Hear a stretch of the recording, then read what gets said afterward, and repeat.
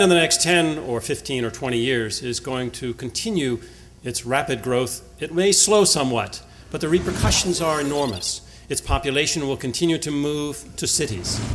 There will continue to be growth of jobs in China's major ports and urban crossroads of transport and communication.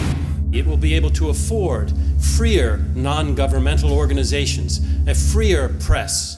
It will become a better member of international organizations.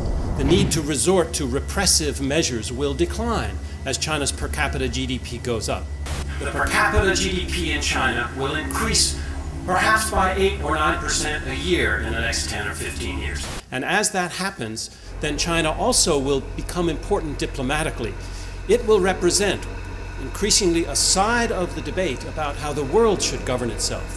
China will come in, I believe, on the side of crafting global institutions rather than supporting a single power. And in that sense, its economic model will become a lesson for poor countries in the world about how to grow fast with equity, and it will become also a balancing force in the world for what I consider to be one of the most important directions the world has to take. Let me highlight 4 trends. All of them negative, and all of them will converge. First of all, demographics. China has reaped enormous demographic dividend from its population policy in the past. But for the next 10-15 years, the Chinese population will start aging, and that will bring down both the savings rate, which is the biggest driver for China's growth, and will also have an impact on the availability of cheap labor, migration to the cities. Number 2 is environmental stress or distress on China. China's economic growth has incurred enormous environmental costs. And we'll go into this in detail, but at the current trend, the Chinese environment cannot really sustain that level of degradation in China. Another huge constraint. The third is China's external policy. That China has been a big beneficiary of globalization. For the past 30 years, almost unlimited access to the global markets. But at that time, China was small. Today, China is huge. China is the world's second largest exporter. And with the current imbalances with the rest of the world, I doubt the rest of the world can take China's exports at the rate of double-digit growth year in and year out for another decade and a half. And lastly, the social impact within China. China's growth has increased the level of inequality within China at a much faster level than the Chinese government and people can tolerate. Forget Mao, forget Leninism, forget even whether it's democracy or autocracy. Go and look at what is happening on China today in its political organization. China today has a corporate structure. This system is a system of consensus decision-making with a goal of developing China's economy and its presence in the world for many decades to come.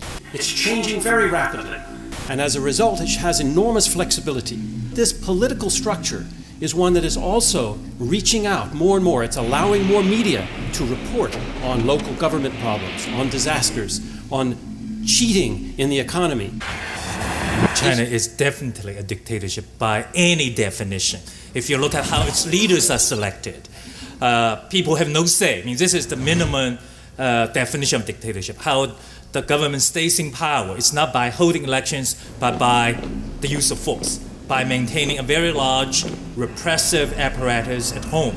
Police, secret police, anti-riot police, what have you. If China were not a dictatorship today, it really had no need to censor the internet.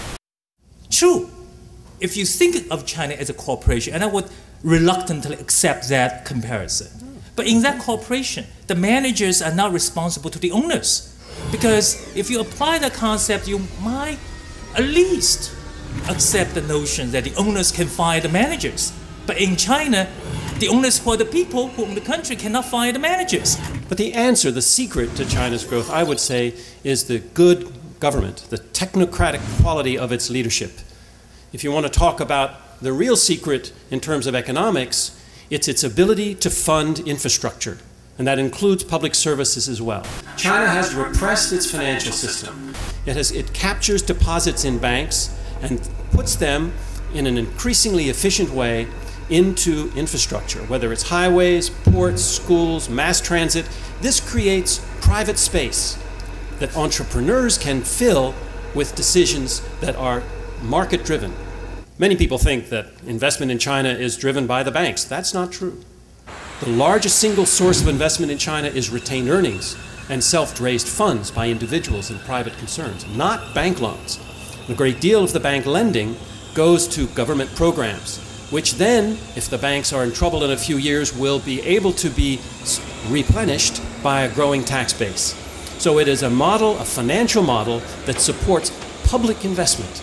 China is growing very fast because it has been able to marshal those public funds and will continue to do so.